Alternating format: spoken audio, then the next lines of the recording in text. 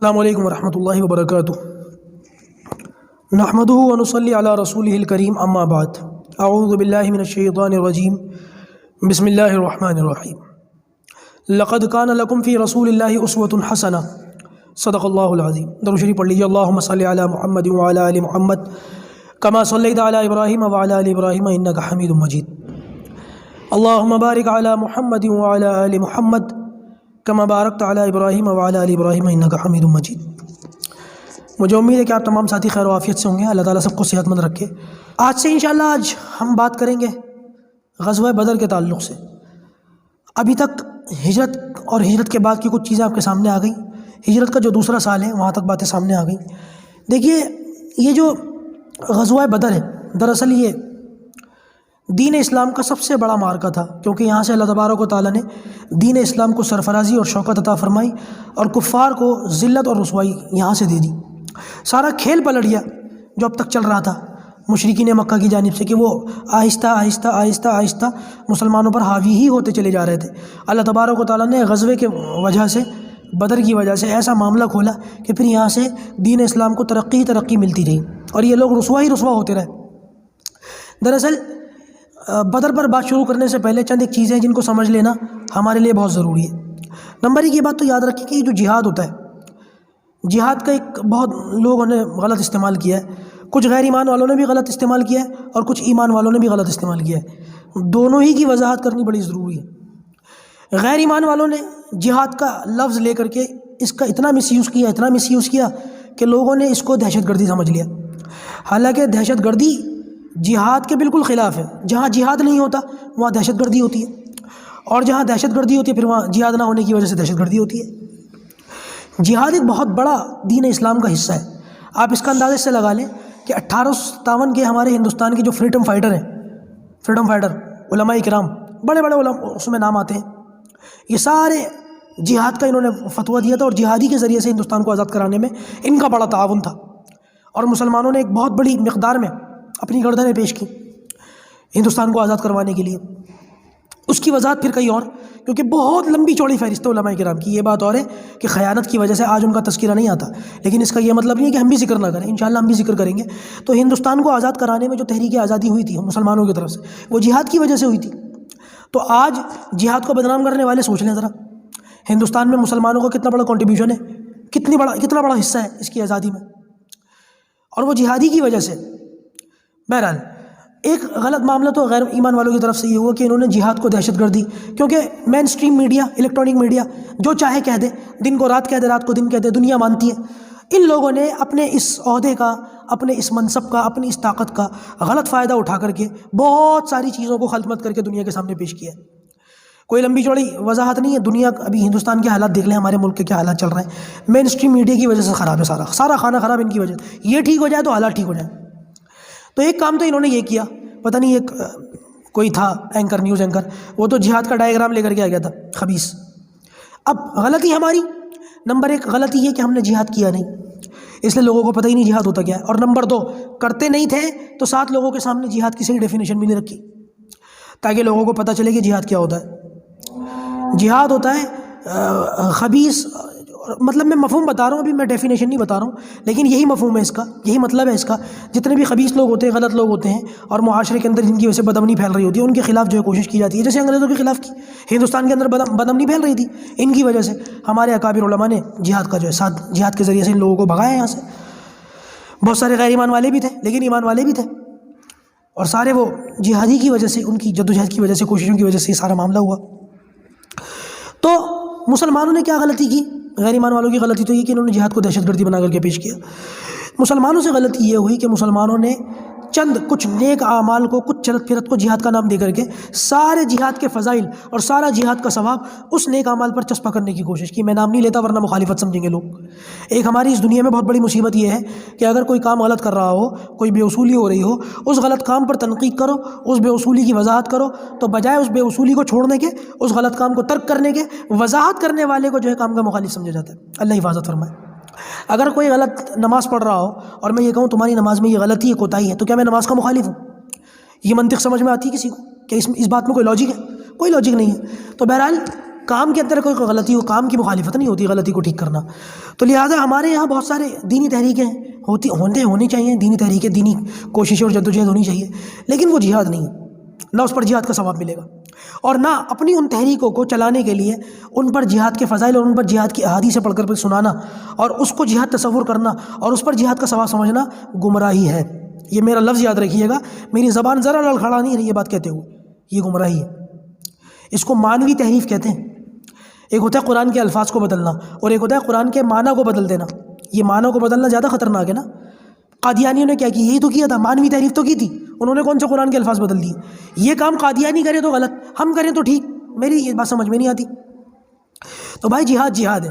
جہاد کی وجہ سے دنیا کی کوئی دوسری جو ثواب کے کام ہوتے ہیں، جہاد کے فضائل اس پر فٹ نہیں کیے جا سکتے. بہرحال یہ ایک الگ بحث ہے، کبھی اس پر موقع لگا تو پھر الگ سے اس پر بات کروں گا. ابھی فی الحال اتنا سمجھ لیجیے. اچھا جی، جہاد کی دو قسمیں یاد رکھیے گا. ایک قسم تو ہے اقدامی اور ایک ہے دفاعی. اقدامی یعنی کہ ایسا جہاد کہ جب مسلمانوں کی طرف ہی سے پہل کی جائے. یہ بھی ہوتا ہے، قرآن مجید کے اندر اس کی خوب آیتیں اور وضاحتیں موجود ہیں کہ جب مسلمانوں کی طرف سے، میں بھی تھوڑی دیر میں اس کی وضاحت کرتا ہوں کہ کیسے اقدام کی ضرورت پیش آتی ہے اور کب کرنا چاہیے اور کیا ضرورت ہے اس کی. اور ایک ہوتا ہے دفاعی کہ جب کوئی اور ہمارے اوپر اٹیک کر دے، ہم اپنے امن سے رہ رہے تھے، اپنے شہروں ملکوں میں اپنی گلیوں میں آرام سے رہ رہے تھے، اور سامنے والے نے ہم پر اٹیک کر دیا، تو اب سامنے والے کو جوابی کارروائی کے طور پر جو کوشش کی جاتی ہے اس کو دفاعی کہتے ہیں. ہمارے یہاں مصیبت یہ ہے کہ آج کل کے دور میں بہت سارے لوگوں نے جہاد، ایک تو بہت سارے لوگ بات ہی نہیں کرتے، جو کرتے ہیں تو غلط چیز کو جہاد کہتے ہیں، اور جو صحیح چیز کو بھی جہاد کہتے ہیں ان کے اندر بھی یہ کمی ہے کہ وہ صرف دفاعی جہاد کے بارے میں بات کرتے ہیں، اقدامی جہاد کے بارے میں کوئی بات ہی نہیں کرتا. اس کی صحیح ڈیفینیشن اور اس کے معذرت خانہ رویہ اور لوگوں کے سامنے یہ لوگوں سے مرعوب ہونا کہ بھائی پتہ نہیں کیا ہوگا، معاملات ایسے ہیں، حالات ایسے ہیں، فلاں حکومت ایسی ہے، لوگوں کا مزاج ایسا ہے، تو لہٰذا اس پر کوئی بات ہی نہیں کرتا. نہیں، بات دیکھیے، دین اسلام جیسا نبی کریم صلی اللہ علیہ وسلم دے کر کے گئے ہیں ویسا ہی تو پیش کیا جائے گا یا اپنی طرف سے بدل دیا جائے گا؟ دین اسلام کو آدھا ادھورا میں پیش کروں گی تو میرے بس کی تو بات ہے نہیں. دین اسلام جیسا ہے، جتنا ہے اتنا ہی آپ کے سامنے رکھا جائے گا، بیان کیا جائے گا. دیکھیے، اب تھوڑی سی بات کو جو ہے ذرا مقدمے کے طور پر سمجھیں. انبیاء کرام جو آتے ہیں نا، آدم علیہ السلام سے لے کے حضرت محمد رسول اللہ صلی اللہ علیہ وسلم تک جتنے نبی آئے ہیں وہ سارے مشفق تھے، مہربان تھے، شفیق تھے، انسانیت کا بھلا چاہتے تھے، انسانیت کو بھلائی کا، خیر کا جو ہے پہلو سمجھاتے تھے، خیر کی دعوت دیتے تھے، بھلائی، اچھے کاموں کی طرف بلاتے تھے اور برے کاموں سے روکتے تھے. یہ نبیوں کا مشغلہ تھا، یہ نبیوں کا کام تھا. لہٰذا کبھی بھی نبیوں کی جانب سے اس قسم کی کوئی بات نہیں ہوئی. ہاں، جب نبی کوئی دعوت دیتے ہیں، دین کی بات کرتے ہیں، لوگوں کو حق کی طرف بلاتے ہیں، صحیح بات کی طرف بلاتے ہیں، اور لوگوں میں پھر نبیوں کی مخالفت شروع ہو جاتی ہے. بعض لوگ تو وہ جو کلمہ پڑھ لیتے اور بعض لوگ وہ ہیں جو کلمہ نہیں پڑھتے، نبیوں کی دعوت پر ایمان نہیں لاتے، ہر دھرمی پر اتر آتے، چلے جائے کہ نبیوں کو ستانا شروع کر دیتے. بعض مرتبہ تو انبیاء کو قتل کرنے تک کی نوبت آئی ہے. زکریا علیہ السلام اور یحییٰ علیہ السلام کی مثالیں ہمارے سامنے موجود ہیں. تو لہٰذا جب نبیوں کو اپنی دعوت کے راستے میں رکاوٹ محسوس ہو، اور جب یہ نبیوں کو لگے کہ ہاں اب بہت سارے لوگ ایسے ہیں جو خود تو ایمان نہیں لا رہے ہیں لیکن دوسروں کے ایمان لانے میں یہ رکاوٹ بن رہے ہیں، دوسروں کے راستے کا یہ روڑا بن رہے ہیں، تو لہٰذا پھر نبیوں کے معاملات ہم نے دیکھے، نوح علیہ السلام سے لے کے عیسیٰ علیہ السلام تک کے معاملات آپ دیکھ لیجئے کہ جو ہے پھر قوم نے اگر نہیں مانا تو پھر قوم پر آسمانی عذاب بھی آیا، اور بعض مرتبہ اللہ تعالیٰ کی طرف سے نبیوں کو یہ حکم ہوا کہ آسمانی عذاب تو نہیں آئے گا، اب آپ سزا دیں گے. دراصل علماء نے اس کی وضاحت یوں کی ہے کہ اگر دنیا کے اندر نبیوں پر ایمان لانے والوں کی تعداد تھوڑی ہو، آٹے میں نمک کے برابر ہو، اور ایمان نہ لانے والوں کا معاملہ دوسرا ہو، وہ زیادہ ہو تعداد میں، تو پہلے اسی صورت میں اللہ تعالیٰ غیر ایمان والوں کو آسمانی عذاب کے ذریعے سے سزا دیتا ہے. جیسے فرشتے کی چیخ آنا، پانی کا آنا، زلزلے کا آنا، آسمانوں سے پتھروں کی بارش ہونا، یہ معاملات ایسے تھے کہ ایمان لانے والوں کی تعداد کم تھی اور غیر ایمان والوں کی تعداد زیادہ تھی، تو لہٰذا اللہ تعالیٰ نے آسمانی عذاب کے ذریعے سے ان لوگوں کو سزا دی. اور اگر نبیوں پر ایمان لانے والوں کی تعداد اچھی خاصی ہو جائے، غیر ایمان والوں کے مقابلے میں کچھ 19-20 کا بھی فرق ہو، یعنی کہ مقابلے کی کوئی فضا ہو سکتی ہو، ٹکراؤ کا کوئی معاملہ ہو سکتا ہو، تو پھر اللہ تبارک و تعالیٰ آسمان سے عذاب نازل نہیں فرماتے، بلکہ یہ جو غیر ایمان والے ہوتے ہیں اور لوگوں کے رستے میں رکاوٹ بن رہے ہوتے ہیں، اللہ تبارک و تعالیٰ ایمان والوں کو حکم دیتے کہ اب تم جہادی کے ذریعے سے ان کو جو ہے سزا دو، کیونکہ اب یہ خود تو ایمان نہیں لا رہا ہے. جہاد اس لیے نہیں ہوتا کہ زبردستی ایمان قبول کروایا جائے، نہیں، لا اکراہ فی الدین، دین میں زبردستی نہیں ہے. زبردستی کسی سے کلمہ نہیں پڑھوایا جائے گا، لیکن دنیا کے اندر جو دین اسلام کا نفاذ ہونا ہے، شریعت کا نفاذ ہونا ہے، اس کے راستے میں تم رکاوٹ مت بنو۔ اگر تم کلمہ نہیں پڑھتے تو کوئی بات نہیں، تم سے زبردستی نہیں کی جائے گی، لیکن اگر دین اسلام کی بات کو دوسروں تک پہنچانے میں، دین اسلام کا مزاج دنیا کے اندر قائم ہونے میں تم رکاوٹ بنو گے تو پھر اس رکاوٹ کو دور کرنے کے لیے اللہ تبارک و تعالیٰ نے ذریعہ دیا جہاد کا۔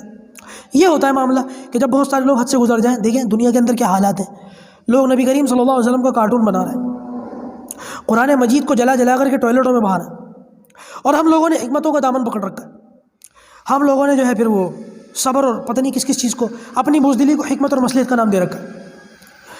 اب جہاد کا یہ مطلب بھی نہیں ہے کہ بالکل ہی آپے سے باہر ہو جاؤ اور اپنے ملک کے قوانین کا جو ہے خیال نہ کرو اور شر پھیلا دو اور فتنہ پھیلا دو اور ایک بدعنوانی آ جائے، یہ مطلب نہیں ہے جہاد کا۔ بہت ساری چیزیں ہوتی ہیں جو بالکل ڈسپلن اور منظم طریقے سے ہوتی ہیں، یہاں پر اس کی وضاحت کا موقع نہیں ہے۔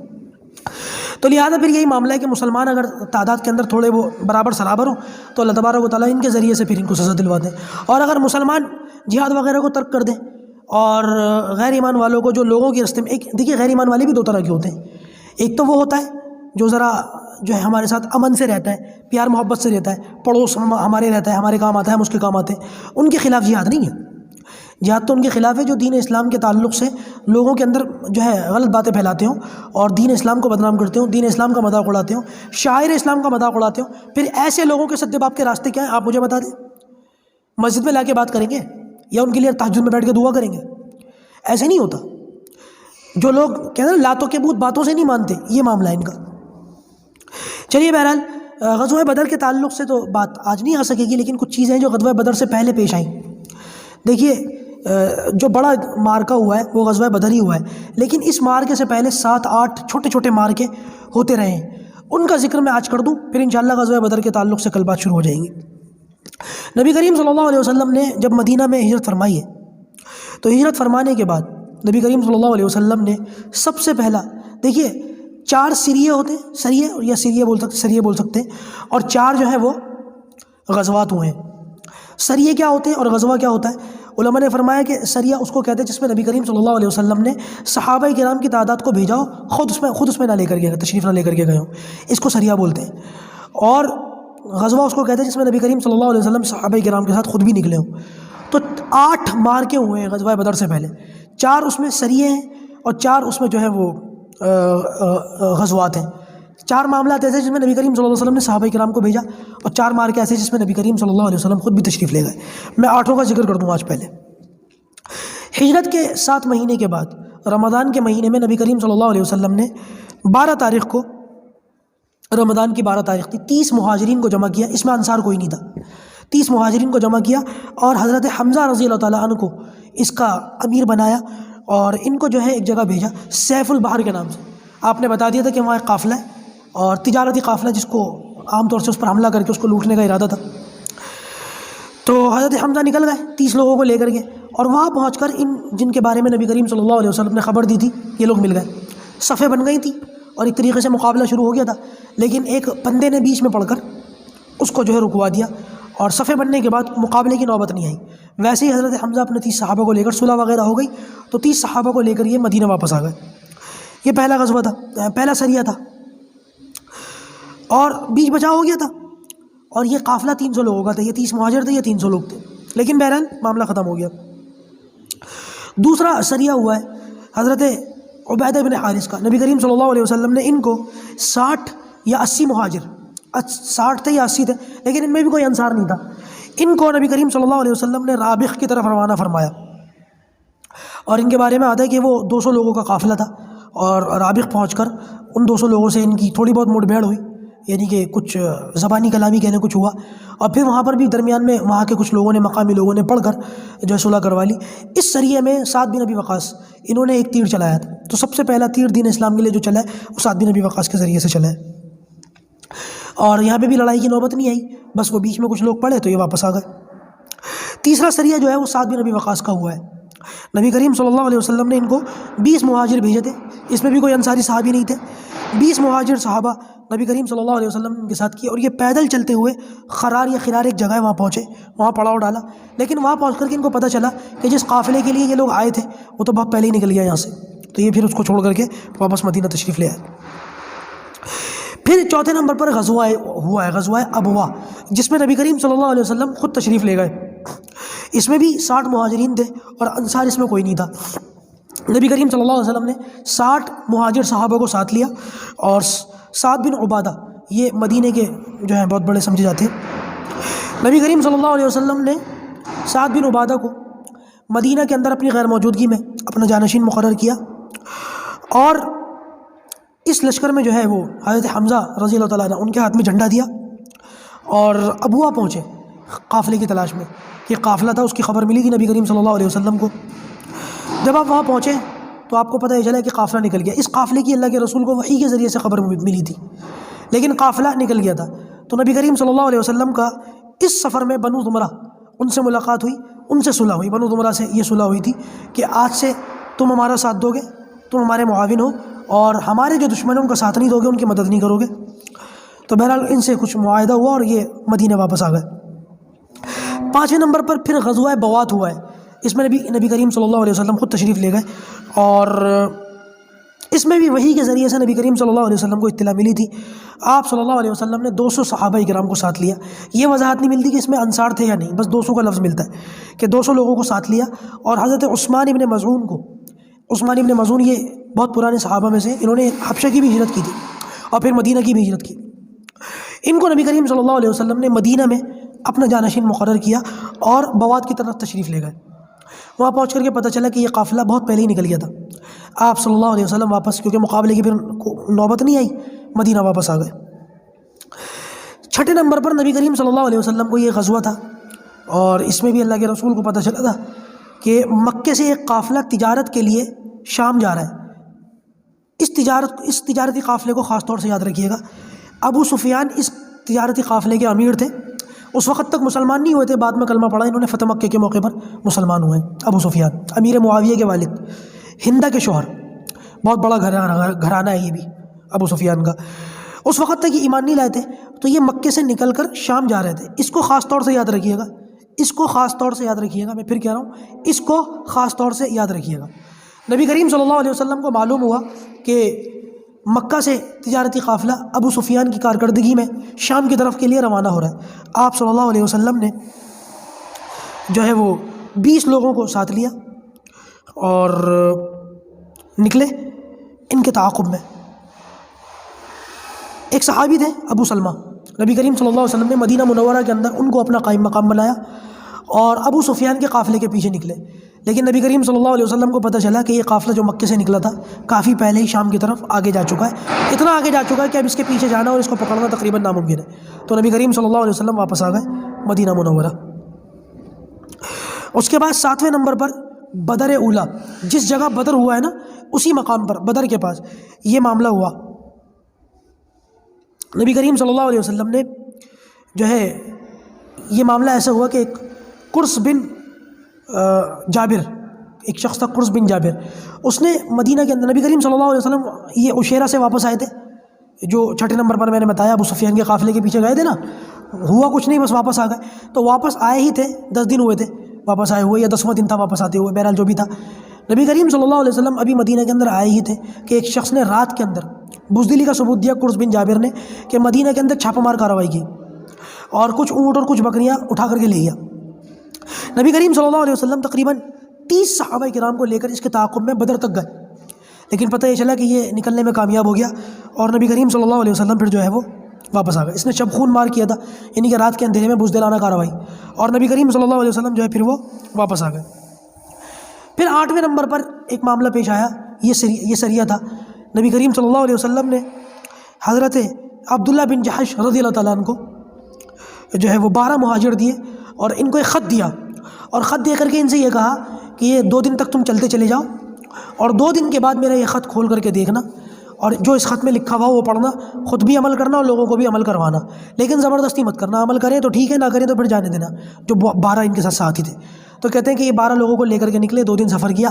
2 دن کے بعد انہوں نے خط کھول کر کے دیکھا تو نبی کریم صلی اللہ علیہ وسلم اس پہ لکھا ہوا تھا کہ مکہ اور طائف کے درمیان ایک جگہ ہے نخلا، وہاں چلے جاؤ، وہاں تمہیں قافلہ ملے گا، ان سے مقابلہ کرنا اور بہرحال ان سے اس طریقے سے یہ معاملہ ہوا۔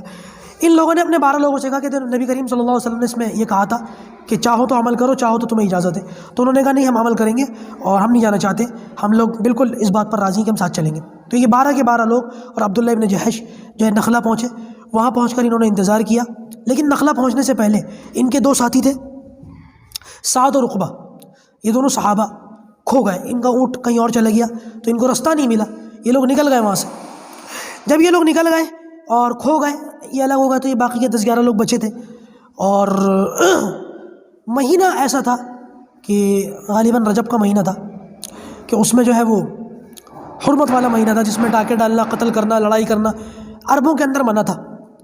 تو 29 تاریخ تھی اس مہینے کی، تو یہ اس مغالطے میں رہ گئے کہ شاید کل کی جو تاریخ ہوگی وہ 1 تاریخ ہوگی، اور انہوں نے 1 تاریخ سمجھ کر جو قافلہ تھا مشرکین کا اس پر حملہ کر دیا۔ اور اللہ کی شان کہ یہ 1 تاریخ نہیں تھی بلکہ یہ 30 تاریخ تھی، اور مہینہ حرمت والا باقی تھا۔ ان کو پتہ نہیں تھا، انجانے میں انہوں نے یہ کام کر دیا۔ اور ہوا یہ کہ عمر بن حضرمی ایک شخص تھا، وہ مسلمانوں کے ہاتھوں مارا گیا۔ ایک صحابی نے تیر چلایا، اس تیر کے نتیجے میں یہ مر گیا۔ اور 2 شخص تھے، عثمان اور حکم، یہ دونوں گرفتار ہوئے۔ اور اس قافلے کا جو مال غنیمت تھا، یہ پہلا مال غنیمت مسلمانوں کو ملا، اور مسلمان اس کو لے کر نبی کریم صلی اللہ علیہ وسلم کی خدمت میں حاضر ہوئے۔ وہ دونوں صحابی کھوئے ہوئے، ان کا پتہ ہی نہیں چلا۔ یہ ان دونوں قیدیوں کو گرفتار کر کے مدینہ لے آئے، نبی کریم صلی اللہ علیہ وسلم کے سامنے ساری روایت رکھی، ساری بات رکھی، تو آپ صلی اللہ علیہ وسلم نے منع کر دیا۔ اچھا، اس وقت تک مال غنیمت کے بارے میں کوئی حکم آیا نہیں تھا۔ تو یہ جو عبداللہ ابن جحش تھے، انہوں نے اپنی جو ہے سوجھ بوجھ سے اجتہاد کیا، اور نبی کریم صلی اللہ علیہ وسلم کو 5واں حصہ دیا، باقی کے 4 حصے غنیمت کے صحابہ کرام میں تقسیم کر دیے۔ اس وقت تک حکم نہیں آیا تھا، بعد میں حکم آیا غنیمت کا، اور یہی حکم آیا کہ 5واں حصہ اللہ اور اس کے رسول کا ہے، وَاعْلَمُوا أَنَّمَا غَنِمْتُم مِّن شَيْءٍ فَأَنَّ لِلَّهِ خُمُسَهُ وَلِلرَّسُولِ۔